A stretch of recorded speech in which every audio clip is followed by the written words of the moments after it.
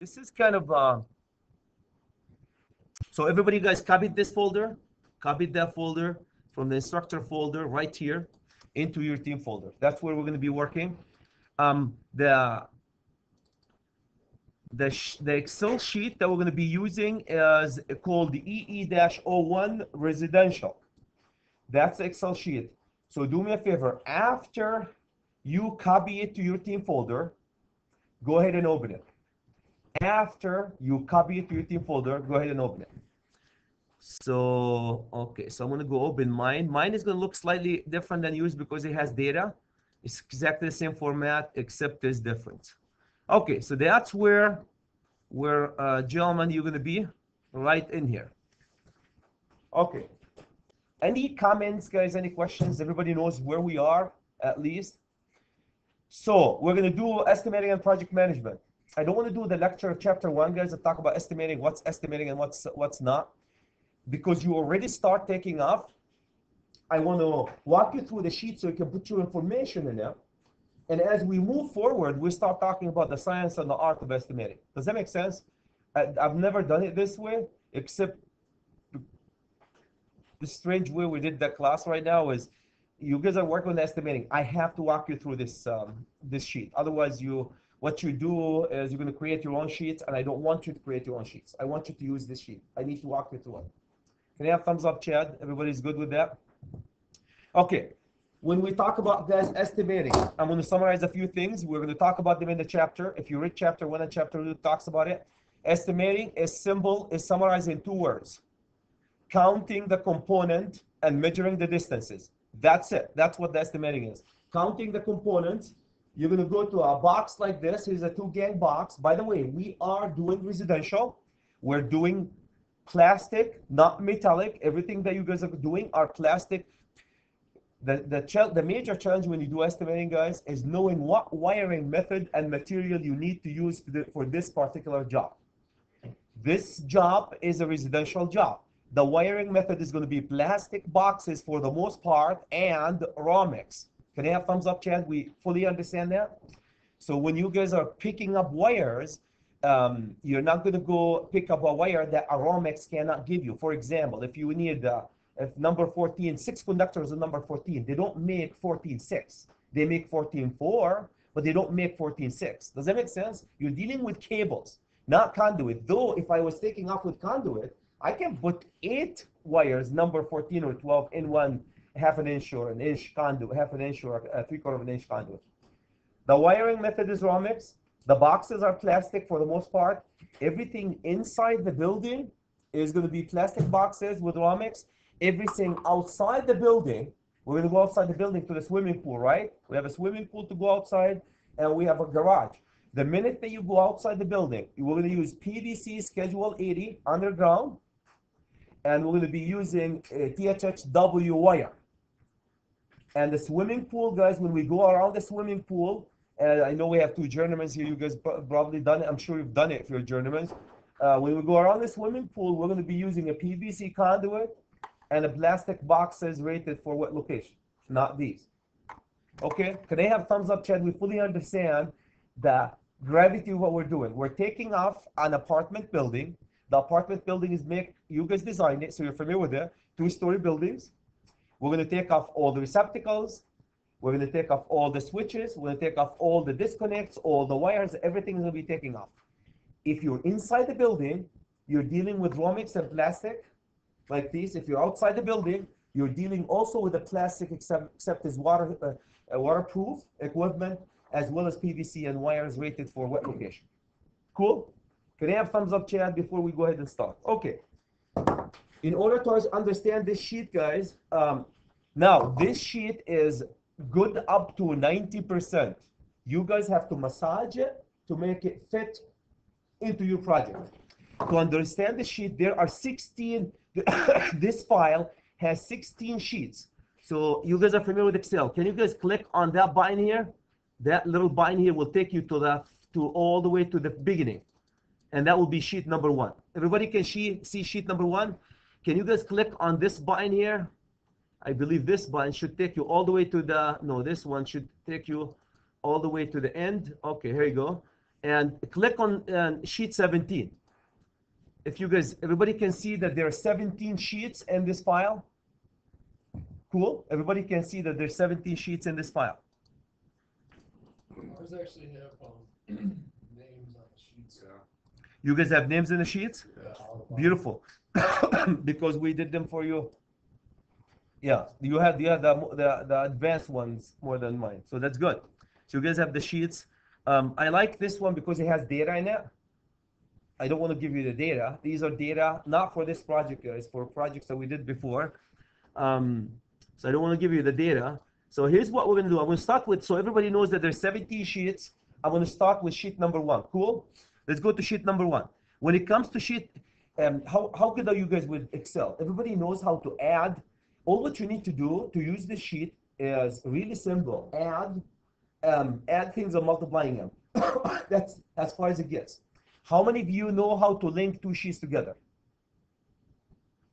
How to link two sheets in Excel together? That's the most important thing to understand in this file, is how to link two sheets together. Because these sheets, guys, there's 17 of them. Each one of them is linked to the other. Okay, I'll show you in list in a second here. Okay, Jeff, the first and the most important thing on the start is fixture. So you guys are going to go count again. What you see here, everything that you see here is an example for you. So you feel free to go there and change this equipment. But before you change it, Zach, before you change it, make sure wherever it's carried in the other sheets, you'll have to go change it in the other sheets too. I'll show you this in a second. Okay, outside wall lights, I have 9 of them. Attic lights, I have 1. Fluorescent trap lights, I have 6. Now these numbers might not correlate to yours, guys. So when you count your fixtures, you can count them based on the type of the fixture that you have, and write the type of the fixture here, and put the number of the fixture that you counted. After you take them off and you wrote them on a piece of paper that you guys have, the piece of paper that you have, you're going to go there and input them into this sheet.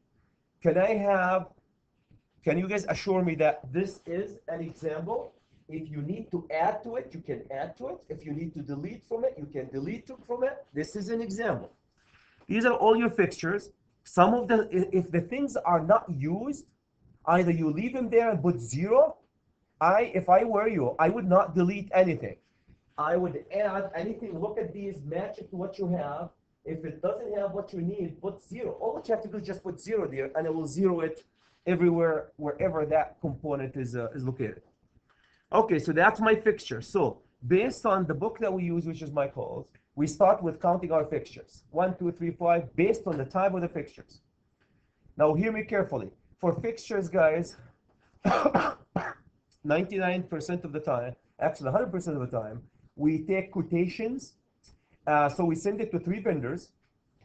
We have a list of all our fixtures that we have with the type of the fixtures and the catalog number, almost a catalog number that we need.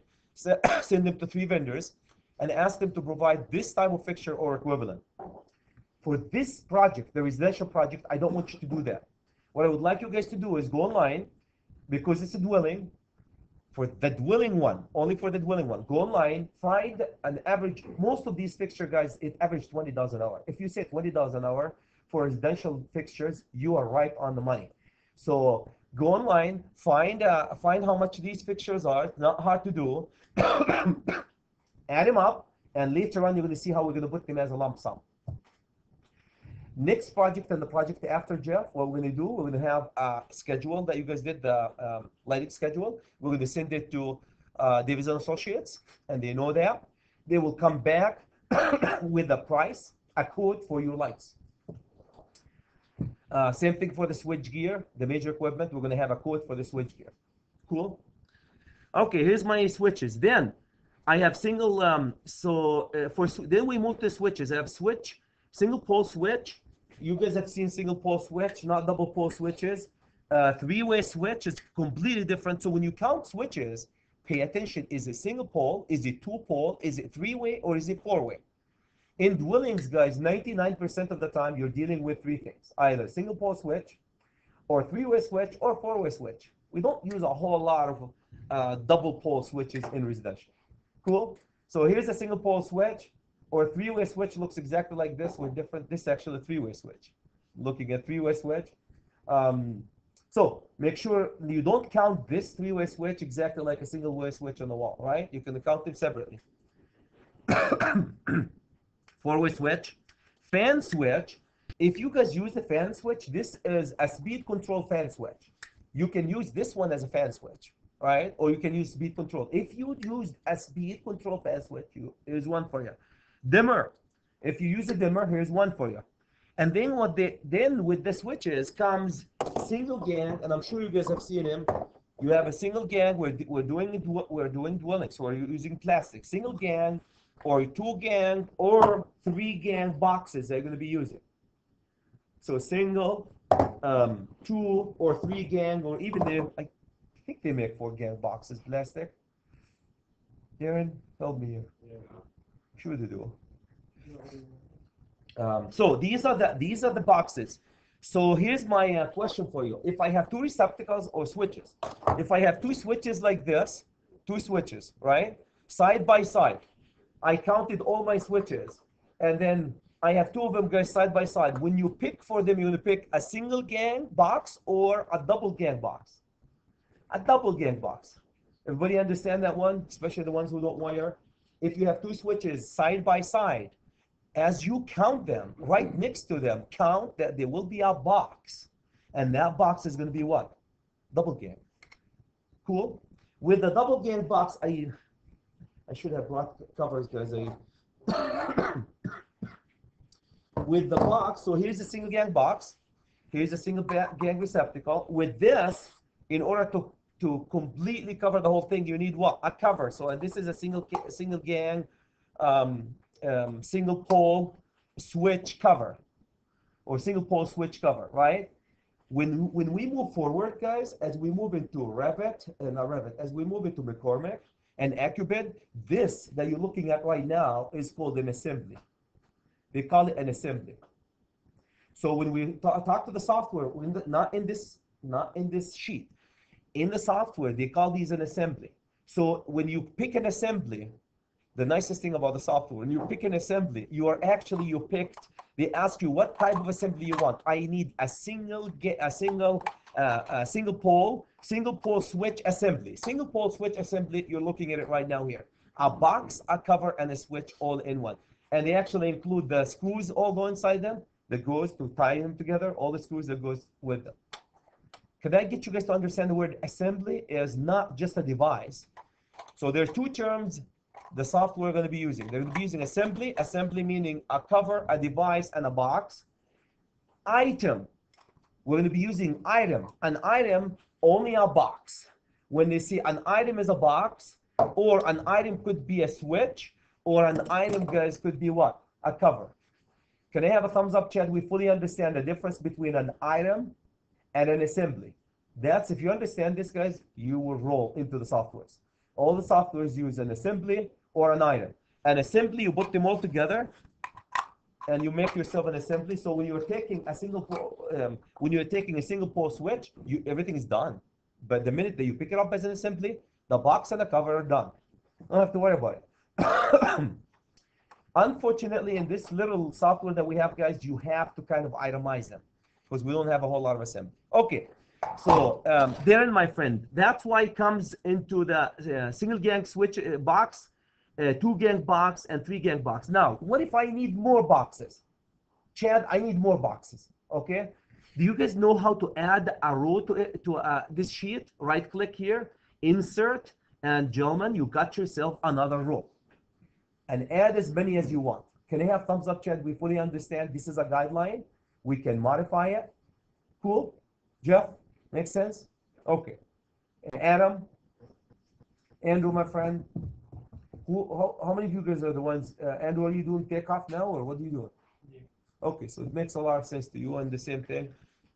Jamie, makes sense? Okay, so the assumption is you guys have never done Takeoff, but if you've done Takeoff, it's good. Okay. Wherever you want, if you need more room, please feel free to get more room. So I got my switches. Then I go down to receptacles. The same thing goes for the receptacle. When you do a receptacle, we don't have an assembly. Here's an assembly of a receptacle. A cover, a receptacle, a 15 amp receptacle, a cover, and a box. That's called an assembly. The Excel sheet that we have does not have assemblies, unfortunately. So every time you have a receptacle, you're going to think, okay, I need a receptacle. I need a cover for the receptacle. I need to count the cover. I need to count the receptacle itself and the box where the receptacle is going to reside. Can I have thumbs up, Chad? Fully understand that one? It's not just counting the receptacle itself. We need a box and a cover for it. Gentlemen, if you understand that one, you are, how much did you wire with Gary? Did you wire a lot? Quite a bit. So this is, okay. So for receptacles, I have weatherproof GFCI receptacle. Again, by any means, Andrew, feel free to edit these and change them.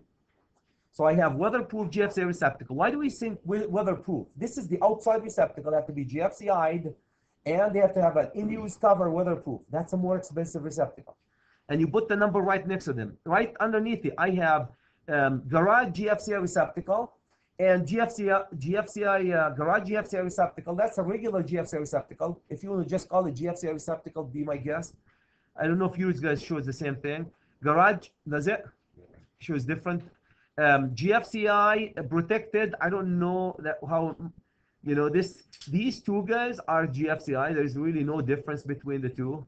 I want to even get rid of these are because if it's GFCI protected, it's just a receptacle anyway. So here's my GFCI receptacle. That's for the kitchen. So these two GFCIs really the same. These two GFCIs are going to be the same. I have garage door. Garage door. That's a receptacle for the garage door. So if you guys use for the garage door just a regular receptacle, you don't even need to do anything. If you use this one for the garage door, which you should, then for a garage door, not the garage door itself, you don't have to take anything other than a receptacle like this. Cool? Is there any particular reason why it doesn't just say duplex, double duplex, GFCI? Why is it all complicated like that? GFCI, GFCI. You know what? I completely agree with you. Go ahead, guys. For the let me summarize receptacle for you. When it comes to receptacles, you're going to have one type of receptacle. It's going to be regular receptacle. That's going to be basically where are we here? We're weatherproof, non-weatherproof, convenient receptacle. That would be, I'm going to highlight this one. You need one convenient receptacle. That's all the receptacles inside your building, right? Then you need a GFCI receptacle. You need a GFCI receptacle instead of saying a garage. If you want to highlight that one, you need a GFCI receptacle. That's any receptacle you use a GFCI receptacle anywhere else. Okay. The reason why this is weatherproof GFCI receptacle because later on when they carry it, the way they did this sheet, guys, later on when you carry it, they assign for this. How many of them do I have? I have 4 of them. They assign a special cover for this form. That's why. Now, if you want to do it different, if you want to just take all your GFCI, put them together, and the covers, put them together, be my guest. But the reason why the weatherproof GFCI are separated, they carry the number 4 here later on, and they assign a special cover for it. That's why. But really what you need is weatherproof GFCI. That's all the GFCI in the kitchen and the bathroom and everywhere else, and convenient receptacles. These are all the GFCI that you need. Multi-outlet assembly. Did we use multi-outlet assembly in so let me highlight these. We did not. I don't know if we use multi-outlet assembly. Basement GFCI. Everything else, guys, you don't have to slice the receptacles other than convenient receptacle, GFCI, and weather-proof GFCI because of the cover, right? They're the same. So whether they're 15 or 20 amps is irrelevant? Well, the assumption they will all be 15 unless you say otherwise. The assumption, small appliances, they can be 15. The assumption, good point. Yeah, receptacles. What type of receptacle am I going to use, Chad? The only time you use a 20 amp receptacle if you have a dedicated receptacle on a circuit. A 20 amp circuit that feed a one receptacle, one yoke. That receptacle must be a 20 amp if the circuit is 20 amp. If your circuit is 20 amp and feeding multiple receptacle or a duplex like this, then that can be 15 or 20. So the assumption, guys, are the receptacles that we're using are 15 amp receptacles, 120. If you want to use a 20 amp receptacle, that will be your choice. Does that make sense? So for GFCI, the same thing, 15 amp receptacle. We're doing dwelling, guys. When we go to the commercial, what do you think the assumption was going to be what? We use a lot of 20 amp receptacles. 20 amp receptacle, commercial, industrial, the assumption 20 amp receptacle. Engineered project, 20 amp receptacles. Everywhere. Okay, so we got my stuff. Then I have low voltage, guys. I have TV outlets, I have telephone outlets, and I have chime and thermostat. So you can put, and these are just some of the stuff that you need. You can add them, and you keep adding to your low voltage stuff when you reach it here. Again, I can't emphasize, this sheet is step number 1 of estimating and project estimation, which is Takeoff.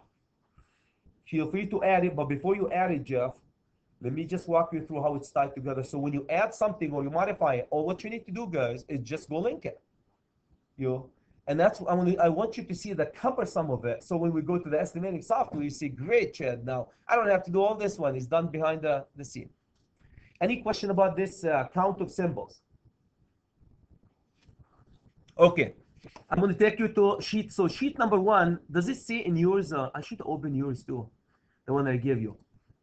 So does this say? Okay, it says right here. Takeoff 1. So this is your Takeoff 1, right? I'm going to go to Takeoff 2. So can you guys see this? Takeoff 1, Takeoff 2, Takeoff 3, and Takeoff 4. These are the 4 takeoff that we're going to be using. I'm going to go to Takeoff 2 now, but I'm going to use my sheet because it has data. Okay, is this it? Okay. Takeoff 2. Here's Takeoff 2. Takeoff 2 is special systems, we call it. TV wire, telephone wire, fire alarm, thermostat, doorbell. Now, Adam, if you have different wires than these, you have more wires, what do? Adam, all what you have to do, guys, is come over here. I always do right click and insert. And this is an Excel sheet given to you, and add what you want. For those of you who care about estimating, and if you want to pass this class too, anything you add, please, for the time being, anything you add to this sheet, make it red, because you need to tie it to the other sheets later on.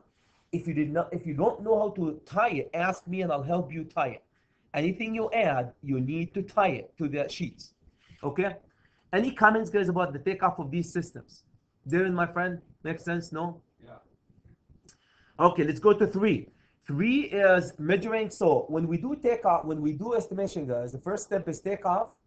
Takeoff is made out of 2 things: count the components and measure the distances. So feeders and branch circuits. I told you guys when we do takeoff, for any area that you need, your receptacles, bunch of receptacles here. So here's a receptacle circuit. We said we're going to color them. It's not coloring here. We're going to take these and we're going to take a home run, right? Suppose that these are, this is circuit number 1, and this happened to be 14-2, right? So the home run as well as the in between are all 14-2. So when you guys measure the home run, so I see I have 20 feet here, and each one of these was 10, 10, 10, so that 30, 20. So you go right in here, and you put, well, you still have, this is just one circuit. So on the side of your sheet that you're taking off, you say, if I were you, I will say circuit number 1, we need 14 here. Here's my 14-2, and circuit number 1, and how many do I have? Feet of this boy? I said 50 feet. Done. Then you go to circuit number 2, circuit number 3, circuit number 4. When you're done, you add them up, and your total was 553 feet of 14-2. Guess what you're going to be doing? You're going to come over here, and you're going to change this one into 553 feet. Done. For those of you who are not journeymen and they don't know, if you guys don't remember the code, when do we use 14-2? When do we use 14-3? When do we use 12-2? And when do we use 12-3? First of all, before I go there, any question about that one? Does it make sense? Does it make sense? Yes, no? Cool? No? Okay, so that's how we're supposed to do it. Let me take this one. Okay, why it's not working? Oh, wow. That's an interesting when you draw on that one. Okay, skip. All right, let me delete this. There you go. Okay, so let me delete these a little bit so I don't mess up the sheet. Okay. Okay, so we got these. Now, for those of you guys who have not wired, you use your default when you do dwelling is 14.2. Can I have thumbs up, Chad? We fully understand the default is 14.2 when you wire. So for all your convenient receptacles, all your lights in the whole apartment, up and down, it's going to be what? 14.2. The only time, so this is your default. You should be, if you're wiring things with 12.2 and you're bidding on it, you're not going to get it. If you're my brother-in-law and don't care and you have free labor to wire your house and you do 14.2, that's fine. Okay, can I give me guys this 14.2 is your default.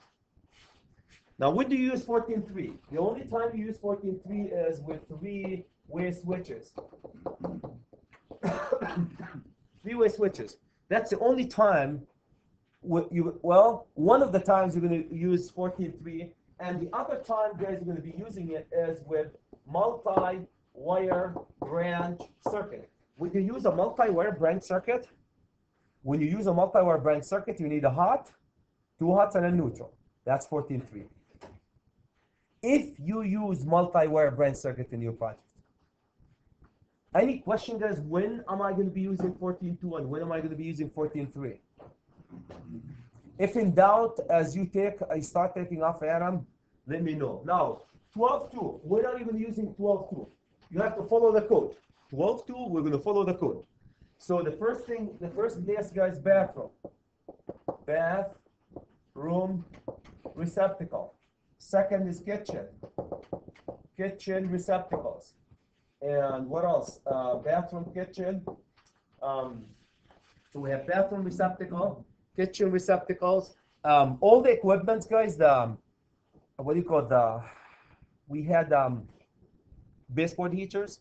That's going to be, well, they're plugged in though. They're not plugged in.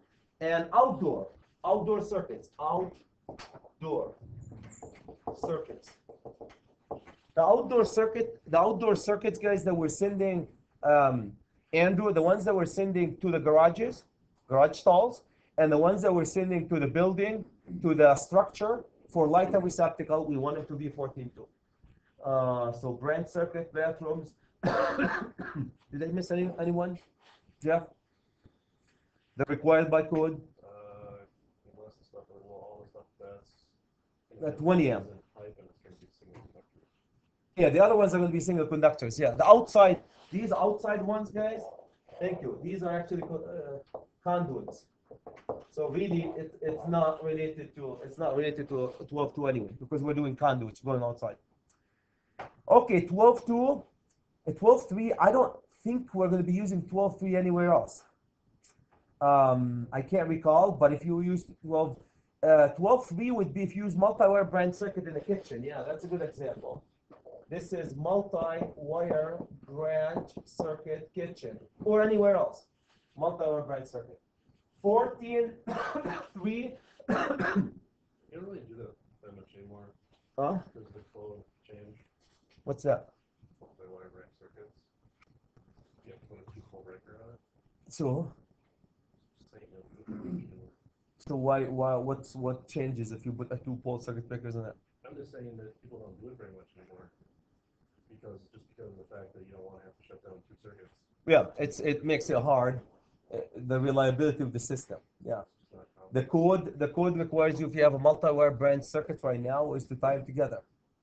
The nice thing about multi-wire branch circuit saves you money. It saves 2 conductors in every branch circuit that you run in a 3-phase. Okay, so if we're using UF, I don't know if we're using UF in it. Here's the UF. 10.2 and 10.3. I can't remember if we used 10.3. The air conditioning 10.2. Feel free to edit this one, guys, to match what you have done. I think the only thing I can think of, did we have a range? Yeah, range 8. So we have a range.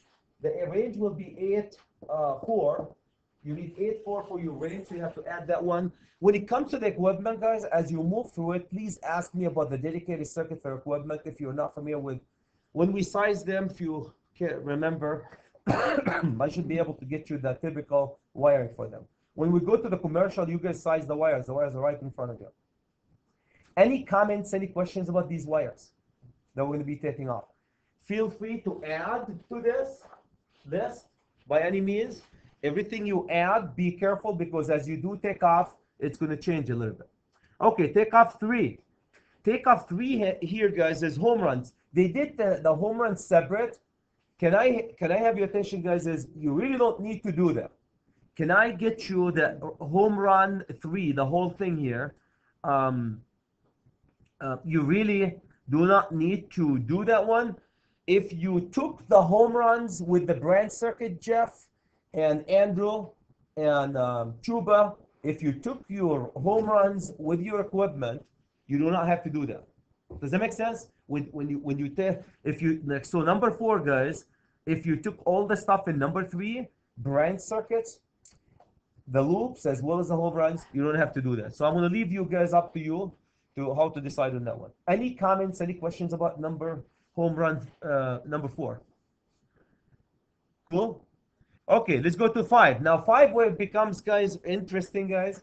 It might confuse you here, and if you're not confused, probably you don't understand it. Hi. So so here's what we're going to do, guys. If you remember, I'm going to go down to the tie. Do you guys remember the outside light here? The most important thing, can you say it's coming from sheet 1B4? This number is coming from sheet 1B4. I'm going to take you to sheet 1 and B4. Here's a 9.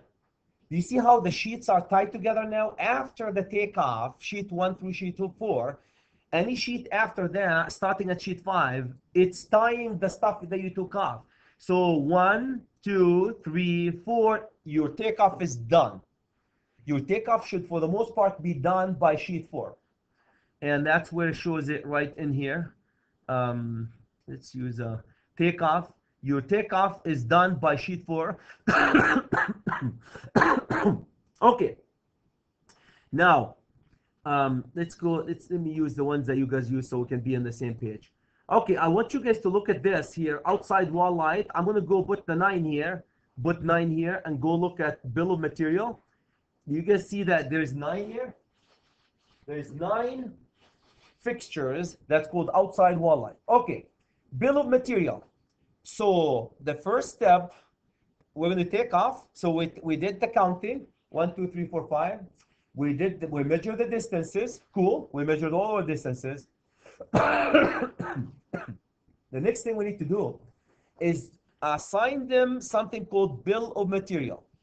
When we have a software, Aaron, the nice thing is, when we use the software, not next week, the week after, the only thing, Jamie, that you need to do is step 1, 2, 3, and 4, and then we're done.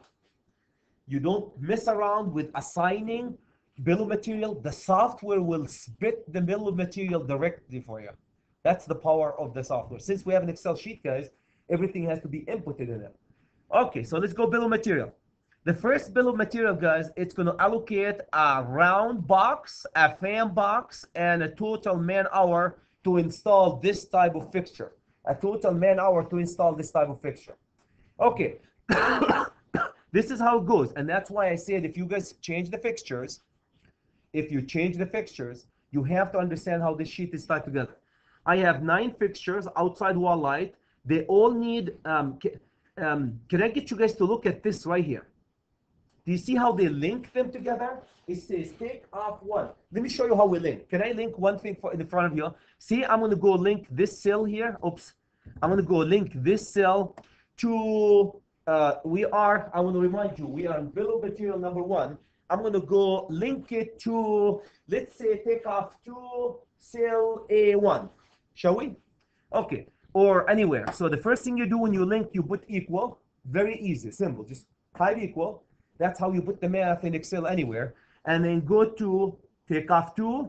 and I need A2. There's nothing in A2. Let's just say I want to link it. I want to make it show TV here, right here. A3.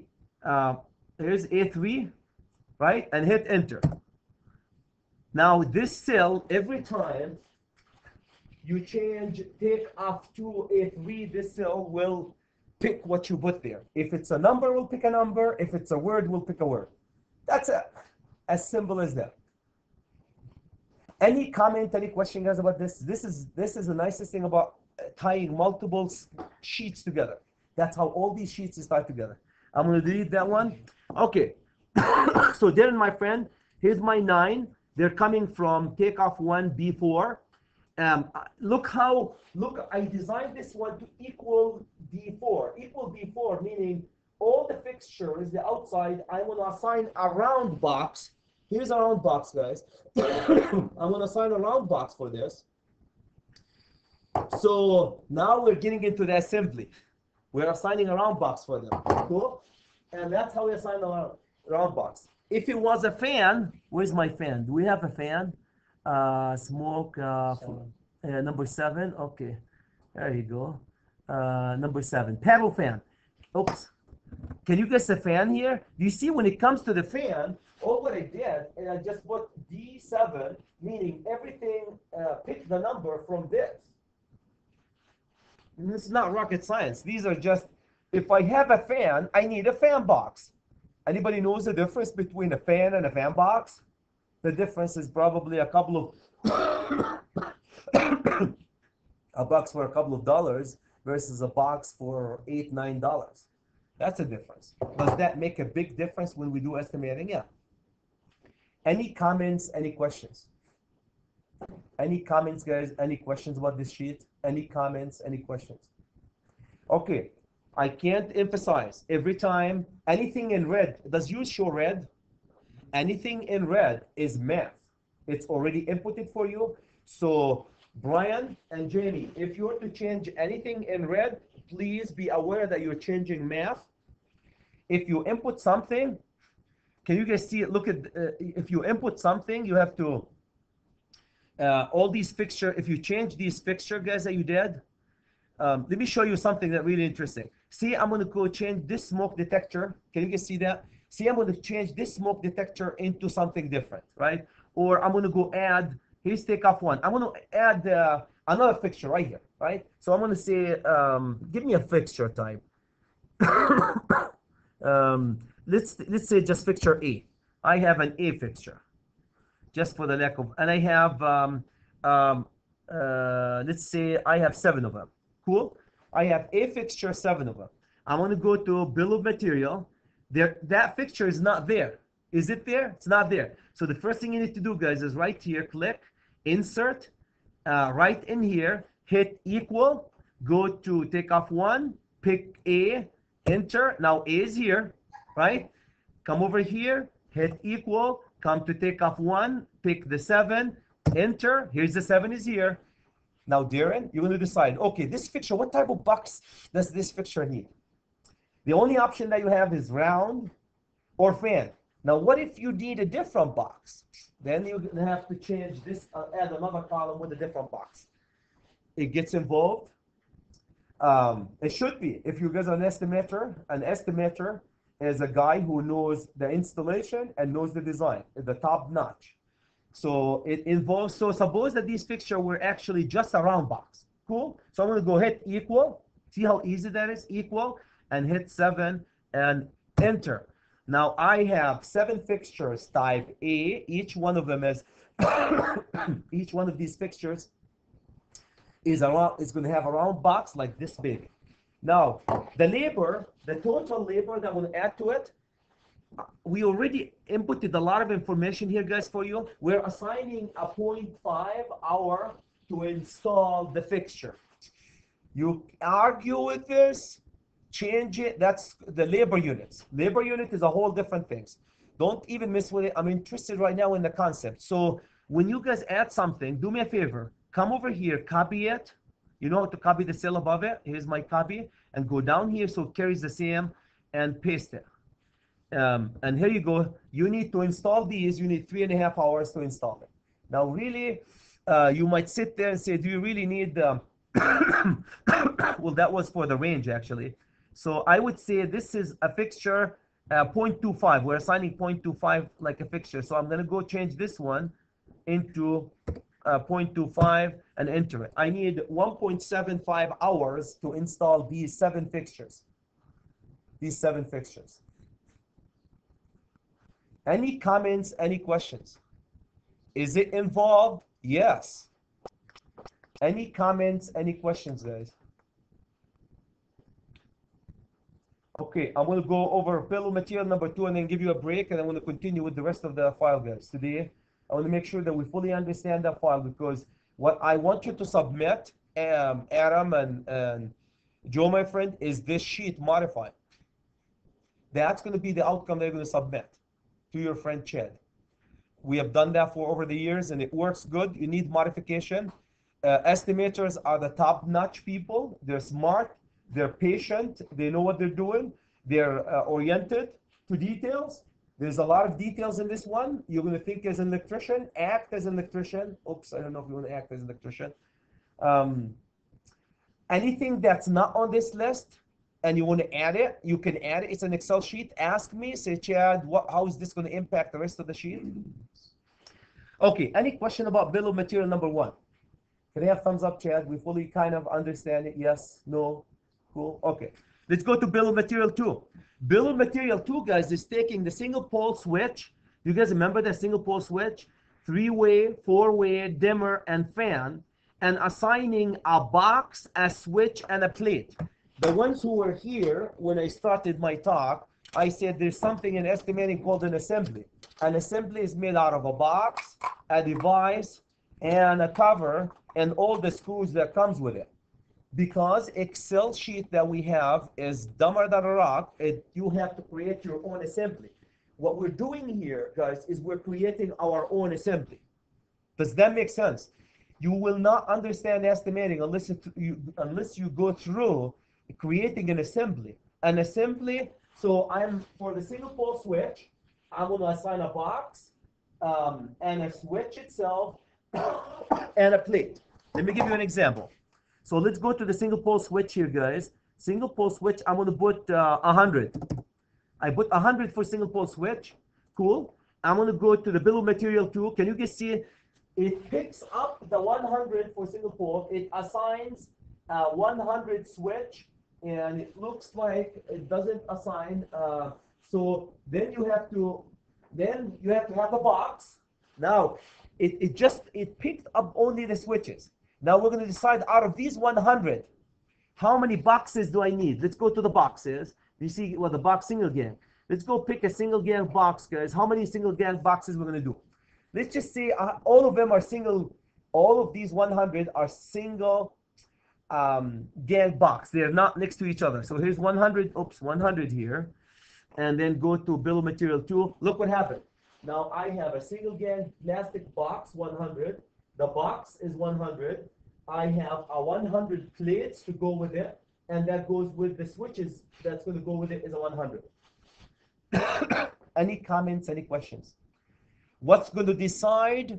What's going to decide the box and the plate is not the number of the switches. What's going to decide the box and the plate, guys, is the number. Is how are you going to gang them together? So, for example, I have 1, 2, 3, 4, 5. These will be counted as 5 single pole receptacles. Box-wise, they're going to be counted as 1 5 gang box with 1 5 gang cover. Does that make sense? Where you're thinking, so not every switch need a cover, a single pole cover. It depends how you group them together.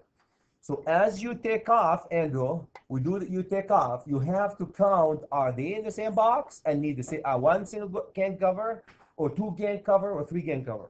Can I have thumbs up, Chad? We understand that one? Cool, yes, no? Okay. So we have, here's my single gang, 3-way, 4-way, dimmer, so forth.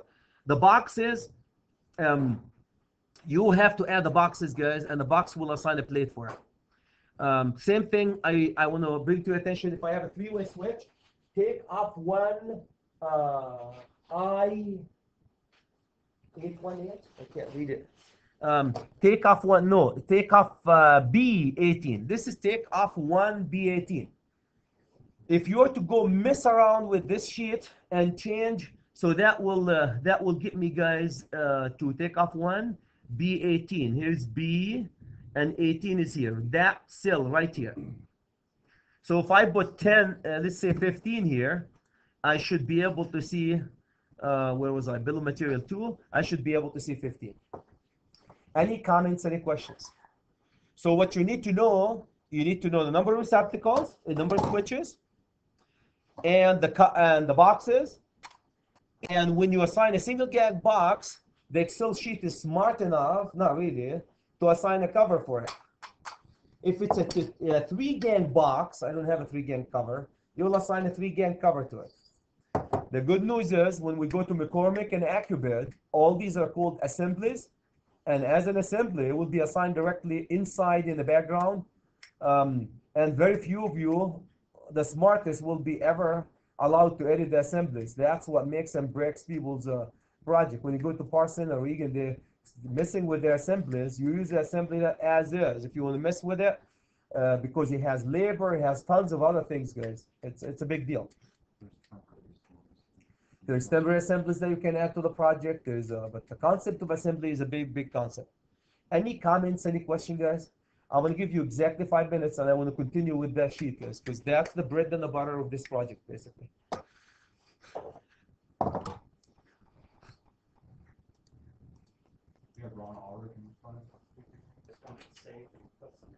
You're going to be saved and put in on the network for me.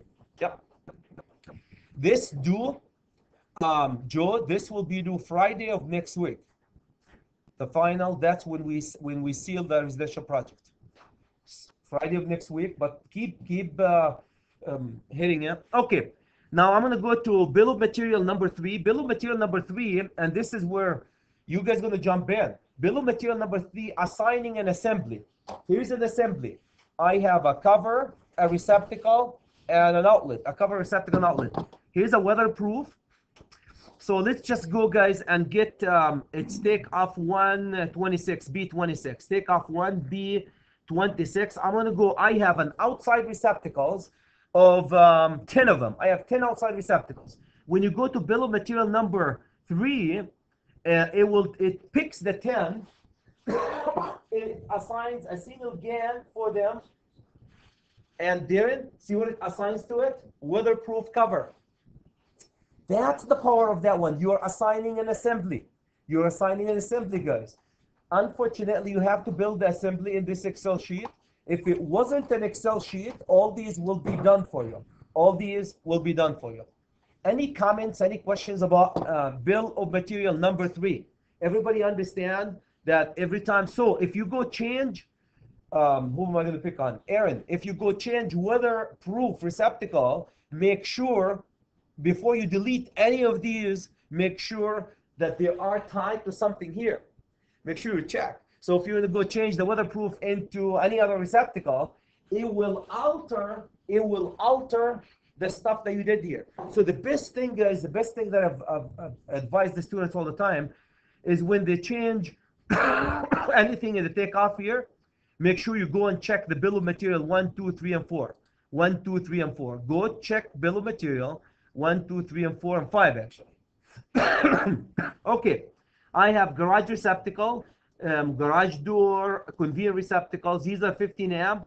I have my 20 amp circuit wiring. These are 20. We decided, again, you can make all your receptacles 15 amp, or you can make 20 amp receptacles on a 20 amp circuit. You do not have to do that. I can't emphasize. So if you decided to make a 20 amp receptacle on the 20 amp circuit that you have, which is the kitchen receptacles and the bathroom receptacles, right? That these are kitchen receptacles, bathroom receptacles. So if you decided to do so, a laundry receptacle too is a 20 amp circuit. Laundry, kitchen, and bathroom.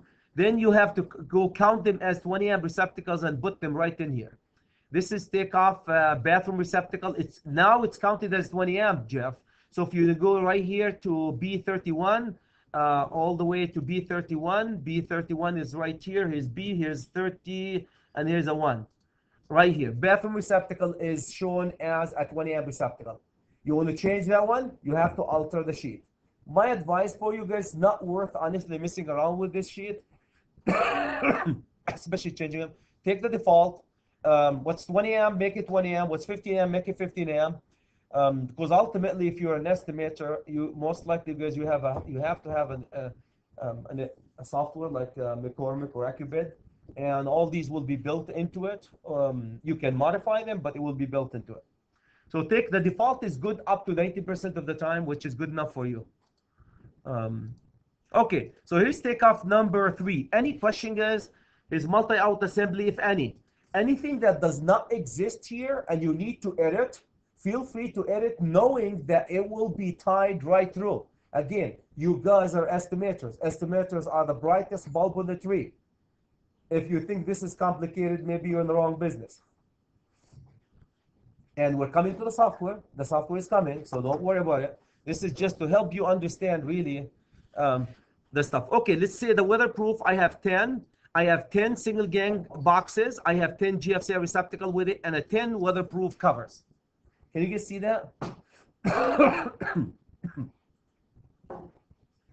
So if I have, see, I have a convenient, let's say what they call it, garage receptacles, which is basically typical receptacles. Here I have my garage receptacle. I'm going to put in the garage like 3 receptacles there. And I'm going to go to bill of material number 3. Look at that, 3 receptacle, 3 single gang, GFCI, and the plate. The plate, guys, is just a regular GFCI plate. Can you guys see the difference between a GFCI in the garage and a GFCI weatherproof? Any comment, any questions? Any comments, any questions?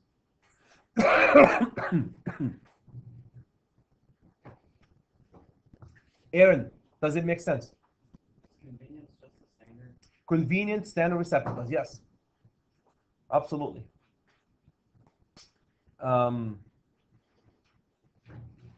Any questions, guys? Any comments? Any questions? Any comments? Okay, moving. Everybody, have you guys noticed that it adds up all the stuff at the bottom? Everybody can see that? It totals everything that you put under each column. The reason why it totals it, because it's going to carry it into the from bill of material into totaling, extending, and totaling. Okay, let's go to bill of material number 4. Bill of material number 4, guys, take the quantity of your telephone outlets, assign a ring for them, a blade, the same thing for the phone, and the same thing for fire alarm and doorbell. This is kind of the, probably if there's anything a little bit complicated, would be low voltage. Not complicated, not clear. Feel free to edit this one. Here's my telephone outlet. Here's my phone, is tied to the phone. Here's my fire alarm, tied to the fire alarm, doorbell, thermostat. So this is supposed to tie. Here's the thermostat. This one is coming from Takeoff 2 D6. If you don't know what is it doing, go to let's go to D6 Takeoff 2, D6 Takeoff 2, D6 Takeoff 2. This is a wire that assigned to the thermostat. You don't want it there. You want it in a better location. Make sure you first zero it, but zero there and change it. I don't advise you to mess around a lot with it. Take your default as much as you could. Okay, here's bill of material number 4. Any comments, any questions, guys, about bill of material number 4? Comments, questions? Let's go to bill of material number 5. Bill of material number 5. Okay, here's what happened. Bill of material number 5, let me tell you about this. This sheet takes the 14.2, 14.3, and 12.2, and it assigns and adds them all up. It adds them all up, and it adds the home run. If you did a home run, it takes the home runs and puts them also here. So it takes the 14.2 for the branch circuit and the 14.2 for the home runs and total them. If you did not use the home run ones, where's the home run ones? Where's my home run one? Takeoff, home run. Okay, takeoff here, takeoff. If you did not use this, the home runs did not take them separately, then the only thing that's going to be carried to this sheet, let me show you. Takeoff number. So I'm going to go put 200 feet here. and 300 feet here. And let's go to bill of material number 5. Can you guys see how it picks up the 200 and the 300 and it adds them at the bottom? All what this sheet is doing, Zach, my friend, is taking the feet of the MC cable, adding them all, the wire of the MC cable, 14.2 or 14.3 or 12.2 or 12.3, add them all up. Some of you guys might say, what happened to the 12.2, Chad, and 12.3? I mean, where's the 12.3? And where's the 10.2? And where's the 8.3? These, you can either add them here, or there's another location that, because there's not a whole lot of them, these are, between these 3 wires, between these 3 wires, guys, you should account for 80% of your wiring methods in this project. Darren, do you agree with me? Between these 3 types of wires, 80% of the wires that we did is basically between these 3 types of wires. The rest of them, this sheet puts them in a different location. Any comments, any questions? Any comments? Now, Adam, my friend, the last thing I want you guys to do is to do your home runs, add them to the branch circuits twice. Don't do that. If you need my advice, what I usually do, if you need my advice, is if you go to this sheet, ignore this sheet, don't put anything, and put all your calculation, everything in the first sheet here, then you don't have to worry about it. All your stuff right here. The same type of wire. The reason why I do this one, there, my friend, because in dwellings, what is the difference between the home run for the circuit that goes to the kitchen and the branch circuit itself? Is there any difference? It's all 12.2. The reason why they do it this way, though, in a commercial industrial, because the home run wiring method could be different than the wiring method inside the room. So take this. I could use an MC cable to wire, it's hard here, but say if this is a commercial building with metal studs, I can use an MC cable to wire the whole room, go up in the ceiling to a J box, put a conduit, shoot that conduit all. See how the wiring method for the home run is what? Different. The wiring methods for the home run when it comes to commercial, guys, and industrial, will be most likely, or most of the time, will be different than just the branch circuits themselves. In a dwelling, it really not a whole lot of difference. Okay. So moving into this one, we got that. Okay. Any question, guys, about the bill of material number 4? Bill of material number 5. Bill of material number 5. Zach, if it makes sense to the students who are not journeyman master, then it makes sense. You guys are journeyman master, you understand that one. You're basically wiring the business. You might agree and disagree with the way we do the sheets, but that's just one sheet. Make a better sheet, but I need the things represented, or everything in these sheets represented in that format. Brian, good, bad, ugly, my friend? The jury's still out? The jury's still out. Okay. So you have 5 sheets of bill of material. What is a bill of material, guys? We're going to talk about when we go through the chapters here. A bill of material is when you do the takeoff, which is counting the components and measuring the distances, it will generate a list of all the electrical equipment and devices and wires and conduits inside that you took off. It puts it in the list. MC 14.2, or and in this case, ANAM 14.2, 14.3, 12.2, 12.3, add them up. And then as a project manager, Darren, you send this one and to give it to your purchasing agent at Parsons Electric, unless you are doing the purchasing of a small company, and you buy the material. So estimating when you get the job. So estimating is not about getting the job only. Ultimately, you need a price. You bid against each other, get the job. That's the ultimate goal of estimating is to get you the job. But that's just to get the job. A good estimating gets you a whole lot than getting the job. You need to manage the job, labor, and material. How do you manage the job, labor, and material? A good estimating sheet or software will give you enough data, enough information, enough sheets to manage the project, labor, and material. Meaning, you have 2-story building. It will tell you actually how many EMT conduit you need for story number 1, The first level. So when you work in the first level, why should you buy the EMT conduit 3/4 of an inch for the second level and put it there, and they'll taking rust or whatever was stolen. So it helps you manage your material. It tells you how many hours of labor you need for floor 1, floor 2, floor 3, for the power, for the low voltage, for the lights. So it gives you guys tons of information to not only to bid to get the job, but also to manage the job. I can't emphasize this as we move forward.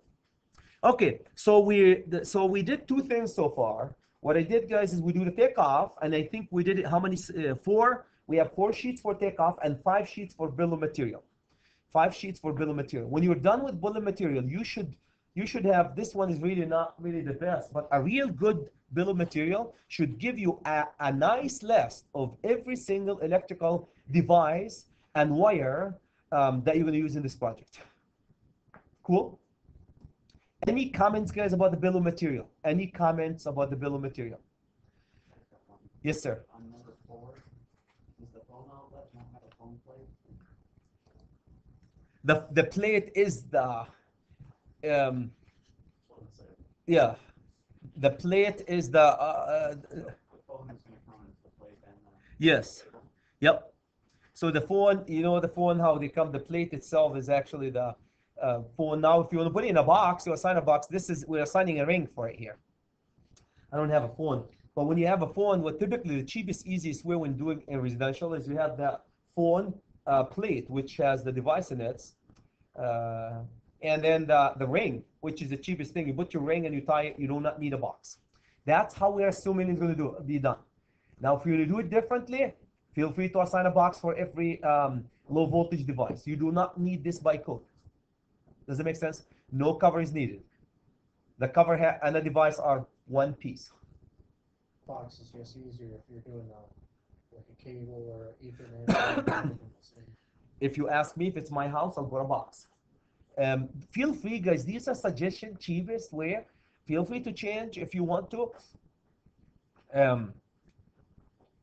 So if you want to change the default, feel free to do so. Good point. Okay. After we finish with the bill of material, Zach, now all what you did is worthless unless you assign something. I would hope none of you will ever do laboring. Right? Laboring. So pricing and laboring. Pricing and laboring here is not delivering babies. Pricing and laboring, my friends, is very simple. Pricing as now we know how many receptacles we have. Where's my receptacle? My single pole switch. I have single pole switch here. I know how many single pole switch now. I need to assign a dollar value for each single pole switch. Okay? And cover and box. Does that make sense, guys? Now we are assigning a dollar value for every single item that we have in our project. That's called pricing. The second thing, Aaron, my friend, the second thing is called laboring. How many of you guys heard the term laboring before? Anybody? Laboring? Okay, laboring is assigning a labor to a product. When you do estimating goes after you do the takeoff, have a bill of material. Now you know what you need. We need to assign a price so we know how much it's going to cost us material-wise. And also, we need to assign a dollar value for the price and an hour value for the labor. An hour value for the labor. I have a fixture like this. This fixture is going to cost me $150 as a price, and to install it by well-qualified, well-trained journeyman electrician. Licensed, working for a licensed, bonded, insured company in the great state of Minnesota. It's going to take 0.25 of an hour. By the way, laboring is always made in hours. Never ever say minutes or seconds. Seconds is meaningless, but no minutes. You can't say 10 minutes. You're going to say 0.25. So to install this one, I need 0.2 of an hour or 0.1 of an hour. Does that make sense? Any question, guys, about laboring? Any questions about laboring? Okay, so here's how this sheet goes. Round boxes. Take this. I have my round boxes, guys. The fixtures. I have round plastic boxes. I'm going to assign $0.89 cost for every round box. Anybody knows what E stands for? Each. Okay, each one of them. Extend. Extend means you take the 9, multiply them by 0.89 will get you this number. That's what they call it, extending and totaling. So you price them, you give a price. Now, where would you get the price here? The price is a whole different area. If you have a software, guys, these prices are coming updated regularly by the software companies, and also, or by you, or by the company that you work for you, and also updated based on the region that you're in. So if you're working in the South, it would be different than if you're working downtown Minneapolis or Chicago. So all these factors, guys, take into account the price of the material, wherever you are regionally. Okay, so feel free to mess around with this if you so decided. Otherwise, take my default. I don't care about the number, guys, as much as I care about the process. So I got myself a $0.89 for every box. I have $8 for total. Now, here's where I want you guys to wake up. Labor.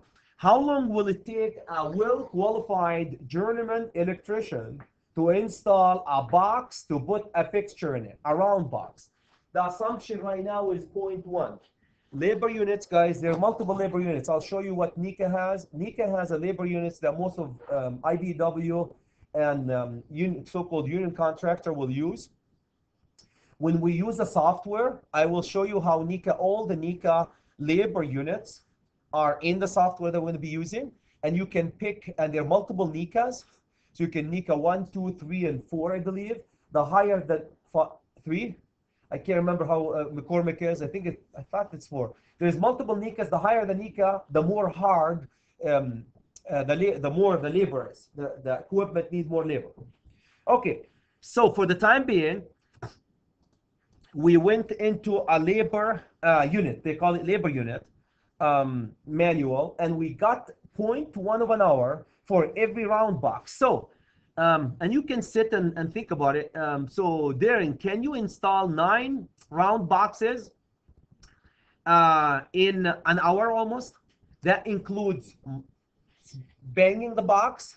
That includes nice looking lady walking around and you watched. That includes also just this is called wasted time too. It's accounted for that one. That included climbing into the ladder, bringing the ladder, sitting in there, banging these against the studs, and then putting the fixture. Well, these are just the boxes actually. Just putting the boxes there, situating the wires inside the box. So 1 hour for 9 of them.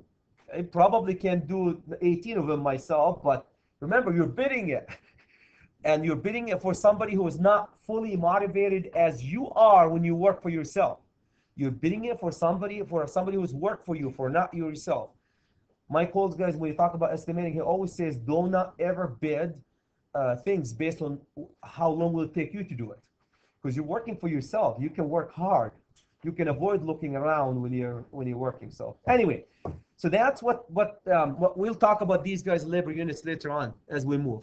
Okay, fans. I have 0 fans here, but if I have a fan, here's the box, how much it's going to cost, and then do the extension and so forth. Fixture labor. The fixture labor, guys, fixture labor, this cell should take all your fixtures, bill of material times all your fixtures and multiply them. The fixture labor is taking all your fixture, multiply them by this number. I'm going to put it right here. So that how long will it take you to attach the fixture to the box? To attach this type of fixture to the box? Any comments, guys? Any questions? Any comments? Any questions? Let's take to the switches. Switch. I have single gang switch box. I have 100 of them. Each one of them is going to cost me 97 cents each. Total of $97. A labor of 0.1 to install that single gang box each, and I need 10 hours to install 100 single gang box. Can you? 100 single gang box in an hour? Yep. Single gang box, bam, bam. Easy.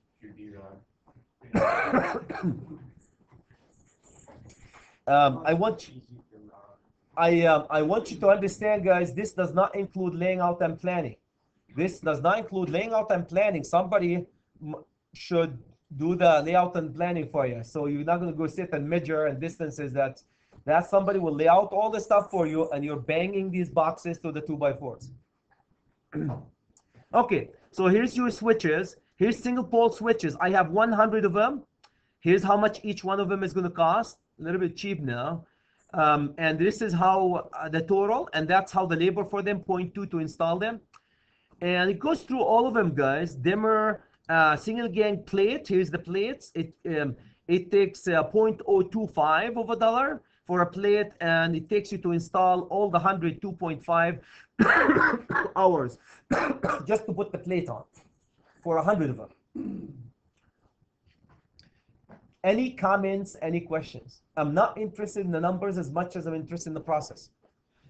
Gentlemen, we are assigning a dollar value. Where did my switch? We're assigning a dollar value for an assembly, a dollar value and a laboring for an assembly here. So we need, here's my cover, and here's my receptacle that you're going to see at the bottom, and here's my box. All of these have to be accounted for. They have to be assigned a dollar value, and they have to be assigned a labor value. Otherwise, you have no clue what you're doing. Any comments, any questions? Any comments, any questions? I'm going to keep going, guys, into this sheet. Let's go to box gang number 1. I have, for receptacles, the same thing. So Aram, that's what I said. When you guys modify the takeoff sheet, make sure you look right here, because that will affect the pricing and laboring. Everything that you modify, feel free to modify anything you want, but everything you modify is going to be tied, and it will affect that sheet. It will affect that sheet. Here's your special system, the same thing. Branch circuits, my favorite. Here's a 14.2, and here's a 14.3. I assigned a dollar value. The dollar value each, guys, for wires is per foot. Everybody understand? When we say each for a wire is per foot, not meter. And then you extend it. Everybody knows that Mike Holt's book used 2 terms, extending and totaling. Extending, when you take the number like 200, multiply it by 0.11 and came up with 21 something. You take 200, multiply by 0.11, give you 21.60. Totaling, and when you add everything at the bottom, can you guys see that summation? That summation, you add everything at the bottom, that's called totaling. Any comments, guys, about extending and totaling? Any comments about extending and totaling? Jamie, make sense? Oh, yeah. Does it? Okay, good. Extending and totaling. Detailed. If you think it's too much, you're not cut to this. I'm sure a lot of you are doing it, guys. It's a lot of details. That's estimating for you. Feel free to come up with a better sheet like this. In the past, guys, we used to make the students do it, but it's a little bit more hard to put the whole system together. Okay, so I have $559 so far for this project, and I have 51 hours to install this project. Well, I didn't put anything in it, but can you guys see the totaling here? Andrew, you see the totaling here for labor and material? Material, labor, material, labor. Any comments, guys, about so-called pricing and laboring? Okay, so we have pricing and laboring 1. Let's go to pricing and laboring 2. Pricing and laboring 2. Now, there are pricing and laboring 2, guys. We have to add a couple of other things. We have breakers, 70 amps. How many breakers do you need? We have breakers. You need to add the breakers for certain loads. I have the electrical heater here. It needs 70 amp. I don't know where we've got 70 amp for electrical heater. Again, yours will be different. Feel free to change this one, guys. Here's 6.2. What these guys, this sheet is for special equipment. So you add a special circuit that feeds special equipment. You add them right here. We're using a flex, 3/4 inch flex to tie to the equipment for this electric heater. Air conditioning, the same thing. We're using it, in our case, we'll be using 30 amp. I have a disconnect 30 amp. I have an NM 10.2 for it, and I have an NM cable connector. And these are 1 or how many of them you have. Add them all up and assign the value for them. Can you guys do me a favor? This, you need to input data in this. You need to put some data in this. Let me see. No fill here. Where's no fill? No fill. This area, you need to input some data in it. Detailed data. Okay, here. There you go. Okay, so these water heater, oven, any other special equipment, you're going to add it here. You have a different equipment, here's what you do. Another equipment, guys, look how easy it is to adapt this. Say I'm going to add another dedicated branch circuit with a special connection. These are for dedicated branch circuit special connection. Copy it.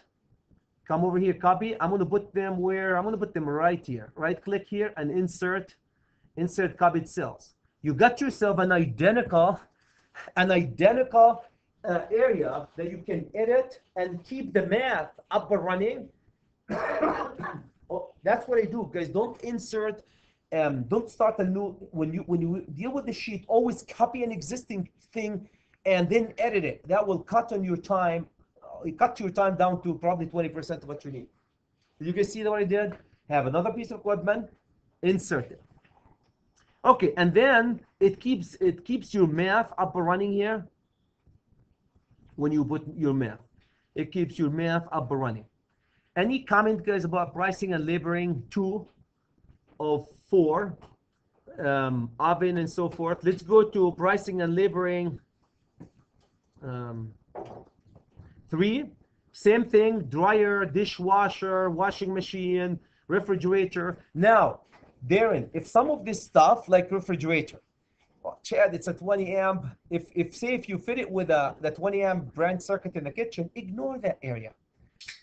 Did you guys hear me? If the things that you see, washing machine, but you have to allocate the circuit breaker for it, though. Remember, these are circuit breaker, but the wiring method is the same for a washing machine. I'm feeding it from typically 20 amp though. Washing machine receptacle 20 amp. The circuit breaker 20 amp. Other than that, everything is taken care of. So I want you guys to look at these, and if it has been accounted for with the branch circuit, you don't have to add them here. Any comments, any questions about this? If you think this is detailed, you have not started estimating yet. So it is, Jamie, does it make sense though? Step by step. As you guys move through it, we have this week and next week to get it together. Okay, pricing and laboring. But before you change anything, please, and I'm saying please, I don't have to say please. I'm the authority having jurisdiction here. But I say please. That means the inspector, the authority having jurisdiction. Not dictator, but the authority having jurisdiction. That's why Darren is laughing. Before you change anything, please look at all the sheets first. Look at all the sheets and then you change it. Okay, here's the meter. Now, we're getting into the meter. That's the equipment, guys. The meter socket, you need, the price will be bigger than that. I have rigid. Did we use rigid? You're going to edit this one. That's coming to your service, bringing the power to your service. How did you bring your power to your service? You're going to bring it right in here. So I assume there will be a lot of editing here to reflect what you guys done in the field to bring the power to your service. Then grounding and bonding. Grounding and bonding, you need the minimum of what I put right here. That's a minimum. You know, you need for grounding, you need a ground rod, 1/2 inch copper. You need a ground clamp, direct burial. You need number 6 copper wire. How long? You measure it, see if it's going to be right around the service. You're looking at probably 30, 40 feet of that one, right around the service. Go outside to the rod. You need 1/2 inch PVC to bring it. You really don't need it, but if you're bringing it in a PVC, nicer. PVC male adapter, a lock nut, so you can tie it to the equipment as it gets in. Now you can see, guys, that you're getting into the actual wiring. Then you go bonding. Number 4 wire to bond to the water pipe. In this case, ground clamp and water. This is to bond to your water pipe. Minimum, we're doing willing, guys. Minimum bonding is number 6 to bond. So you can change this one to number 6. Or you can use number 4 if you want to. But I need the length of, you need at least one of these, and you need the wire. As you reach this, ask me if you're confused with any one of these steps, guys. Say, Chad, what would you, especially the non-electricians, you know, if you have not wired this, you get confused. How do you need to do the grounding and bonding, right? You need a wire, number 6 minimum, a clamp on one side, and a conduit if you want to put it in a conduit in a nice way, but you don't really need to put it in a conduit. You'll have to add for the pool though, too. Yeah, we have the pool. Yeah, we have the pool too. Panel feed. Panel feed, these are the 5 panels that we have for this apartment, Zach. We have 5 panels, if you guys remember, 5 panels. We need to account for the panels themselves. We're using PVC to bring the power from, again, feel free to change this one. If you use EMT, what you're going to go change this one. The last thing I want to see, guys, if you use EMT in your project and you're taking it as a PVC, this means you didn't bother to go change that. That's a good way of pissing off the authority having jurisdiction. So what you're going to do is you go change this one into EMT, very easy, and take how the length of the EMT. LB for the EMT, 90 couplings, male adapter, lock nuts, bushings. You need 2 lock nuts at least on each side of them. 2 bushings for grounding and bonding on each side. And number 3, how many wires? That will be the size of the wire. Feel free to change this. This is just a sample. These are the wires that going and feeding your apartment panels. Again, this is your riser, guys. This sheet is for bringing the power to the meter center, taking the power from the meter center and putting it into the panels. Cool? So you're going to work on it independently. Feel free to fill all this info. All what you have to do is just fill this info. What I'm hoping, if you change this one to 500 kcm, I would hoping we'll go check. If you change it, we're going to go check the price. Of course, the price is going to slightly change. What I do, guys, I do have a price manual that we used in the past with Mike Holtz and labor manual. Feel free to use it. Here's a typical price and labor manual that we used. Probably, maybe I should make a copy and make it available here. Not the most up to date for a project this type, for beginner estimator like yourself. Good, very good. So that's basically, they give you a picture of what you want. Here's a flexible metal conduit, flex 3/8 or half an inch, $31 for every 100, and 3.7 hours for every 100 of them. That's called the labor price labor manual. Price labor manual. Cool. If you have a software, all this information is right inside your software. You don't have to mess with it. Okay, so then we have another size of panels. Your panels might not be different sizes. I know, Jamie, we have the main, and then we have all the other panels were 100, I think. And one of them was, I think, 150. So the 150 here will separate it. Now, let's go to Joe. Joe, suppose that you need to add to this because you don't have an equipment. If you want to add to this, so you're going to come over here and you're going to grab it. Grab this one here and copy,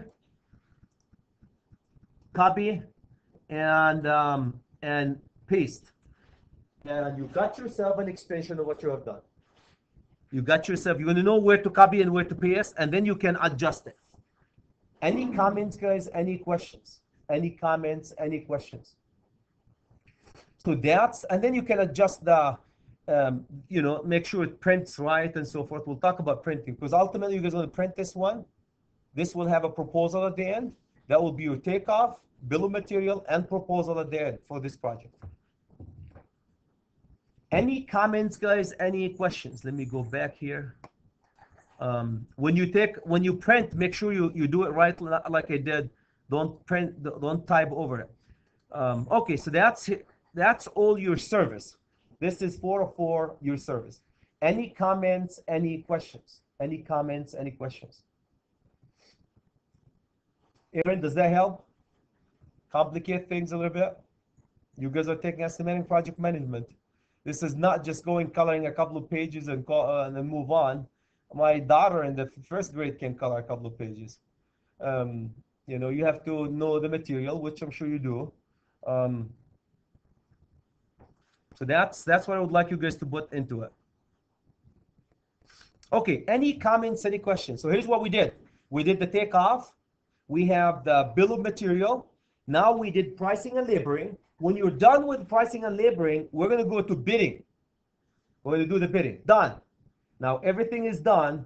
Darren, before you do this one, my friend, add or edit, please look at the whole sheet. That's why I'm spending the time, guys, with you to walk you through the whole sheet. So I'm going to go to the bidding. Okay, this one is very interesting. This sheet, everybody's at that sheet. This is called the bidding. I'm going to walk you guys through this one, and I'll give you a few seconds break in a second. Here, so total adjusted labor. Here's the labor hours.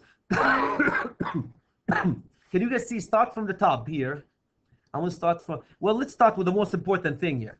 Let's start with the most important thing. Can you guys see the total bid price of this project? This number is $2,000. Again, there's nothing in it yet. This is the single most important number. That's the selling price that you're going to sell your project for. After we do the takeoff, we have a bill of material. We assign a labor and price and labor for it. Now we're going to total them, and we'll put them in a bid, what we call it, the bid summary or bidding. Then we're going to add them to the proposal one and sign this proposal, give it to the owners, and this will be our proposal to get this job. Joe, right, my friend? Okay, so let's go for this. So can you guys see this number here? This number is coming from pricing and laboring 4. Everybody can see that? Pricing and laboring 4. So if you go to pricing and laboring 4, H44, the pricing and laboring 4, was it H44? This was pricing and laboring 4. It's actually adding multiple things. Can you guys see that? It's adding multiple things from multiple locations.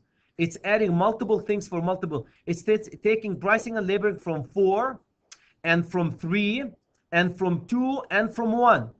All the pricing and laboring from 1, 2, and 3, pricing and laboring from the labor right here, from this cell here, and taking it from this cell here, and taking it from this cell here, and taking it from this cell here, and adding it all up as my labor for the project. That's the hours, the total hours for the whole project. The total hours for the whole project. Then we adjust it. We're going to do adjustment 8%, guys, plus or minus 8%. We'll talk about adjustment and why as we move through the book. We're adjusting 8%. Difficulty, theft, multiple things. So we're adding 8% to it. Then total hour after adjusted. Then efficiency. Efficiency is efficiency. There's adjustment and efficiency. Efficiency, if you're doing residential and you know you can run almost in a day, you can rough in a house in a day, you can cut your price, your labor, guys, by 10%. What we did here, you don't have to do that, but we cut the price by 10%. So 10% will give you cut the price 5 hours in my case, and that will get you guys a total of 49.89. The reason why this number is smaller than what we started with, because yes, we added, but at the bottom here we also adjusted it. We subtract 10% out of it. We added 8 and we 8% and we subtract 10%. So that will get you into adjusting your labor. We adjust our labor. Bottom line, gentlemen, our labor is going to be adjusted to 49. Then you take your labor, guys, and you multiply it. Now I'll tell you why what number. Right now we're multiplying. Your sheet is saying it's multiplied by 10.65. For labor, There's two ways of calculating the labor. We'll go through this one in the book as we go through it, guys. There's a shop average and a job average. They take a shop average and a job average, either one of them, for how many people are working on a job. That's a job average. What's the price that you paid for the fee, the dollars that you paid for all your journeymen on the job over 6 months, average them. They come up with this number. That's what your company is going to be charging per hour. And every company's number is different. So I will give you this number. This is not what we're going to be charging, 10.68 per hour, guys. As we move on, when you reach that point, I will give you a number to charge. Cool? So everybody understand? We have a lot of people. We have a lot of people charging $65 an hour right here when they're bidding the project. Not $65 an hour, $50, $100 an hour. When you bid the project, you multiply this number by 100. So that's going to be up to your company and how hungry you are. And you're not going to charge the dollars that you assign to do residential. It's going to be completely different than the charge you do to do industrial, because you're industrial. People who compete against you are small. Residential, every smart aleck in town has a screwdriver and call himself a journeyman, can go wire, right? Or wire a house, but not everybody can wire a hospital or a sport arena. So that number, guys, we'll talk about this one. For the time being, leave as is. So then you multiply, basically you multiply your labor by this number, which I will give you a new number, and you come up with the dollar value for your labor. That's how much your labor is going to cost you. That's how much your labor is going to cost you. Okay, for the material, that's the labor. If you come down here, guys, the material, here's my material. You add all the pricing and laboring material from all the pricing and laboring sheets. Darren, my friend, and Aaron, can you guys see where I brought this number from? Everybody can see where this number is coming on. It's full. This sheet is full of connection. Please do not delete a cell. If you delete the cell, we can bring it back, but screw up your system. Before you delete or type in a cell, please click on it and make sure it's not, if it has an equal in the front of it, it's a math cell. Every time it has an equal, it's a math cell. So we took our material pricing sheet. So this is coming from all the pricing sheet of all our material. Then miscellaneous, guys, things that we unaccounted for. We'll talk about miscellaneous and what are they. We're adding 10% to our labor because of miscellaneous. Waste and theft, the FOGs and AIN is also going to have 5% of your project. So we're going to add 5% here, 27.98. If you're in a secured area, you might get rid of this 5%. We have small tools. You have to buy tools for the project. So when you have a tools for the project, so we'll assign 3% tools for the project. And the most important thing, guys, is the quote here. This one is going to be the quotation. Quotation. In our case, guys, the quotation for this project is going to be only the lighting fixture. So the price of your lighting fixture, including taxes, the price of your lighting, not including taxes, the price of your lighting fixture is going to be installed right in here as a quotation. So when you take all your fixtures, add them up, the price, dump them right in here as a dollar value. Then you're going to add total taxable material, just add them up. Add 6.5%. What's the tax now? Is it 6 in Minneapolis? Minneapolis has got to be 7.5. Change this one to 7 point something. You put your taxes. It doesn't matter what your taxes is, as long as you can change your taxes. Tax it. So put our tax here, and this is the dollar value that's going to cost you material-wise to build this project. This is the dollar value is going to cost you to build this project. Any comments, guys? Any questions? Any comments? Any questions? Okay, so we have this 703, and we have $5,300, guys, for labor material. Then we're going to adjust the estimated prime cost. The prime cost, you add them all up, guys, labor material, and estimated prime cost, it's going to cost you as a company, labor and material, this amount, which is the prime cost. The prime cost, Zach, is taking your labor material as a raw material and add them up. Labor material. Any comments, guys, about the prime cost?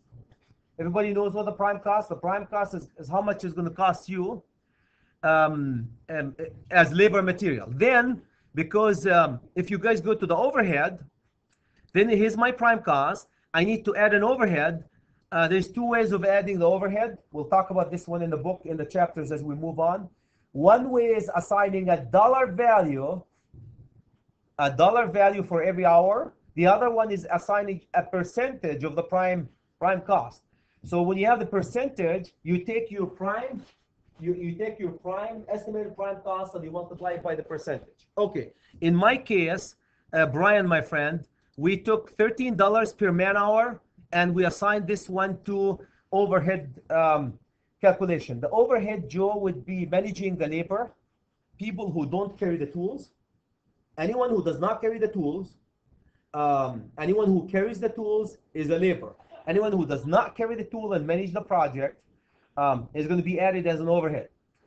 So my overhead, so a break-even cost is your estimated prime cost added to your overhead, guys, and that will give you, in this case, we don't have a whole lot, $2,000, close to $2,000. Any question about the estimated prime cost, the labor and the material cost? The break-even cost is your overhead added to your labor and material. So if you are a small contractor, I always say when I do this training, guys, for smaller contractors, if you're a smaller contractor, you can run forever on break-even. If you're a one-man shop, you can run forever for a break-even. You paid your salary, right? You paid yourself $80,000, $100,000, and you paid your gas. You paid all the permits and everything that you pulled, and you didn't make money for the company. So, I mean, in a bad economy, that's not bad. Obviously, Darren, if you're Parson Electric, you don't want to break even, right? You want to make profit. We are in the business to make money. We're not carrying and sharing hands, Jeff, right? We're not carrying and sharing hands. Because we're in this business to make profit and enjoy what we're doing, we're going to take the total bid price. Here's my total. I'm adding 15% profit. I don't know where I'm going to get 15% profit in this market. Add 15% profit, and that's your total bid price. So I'm going to be bidding my price for $21.65. Any comments? Any questions? Any comments, guys? Any questions? Joe?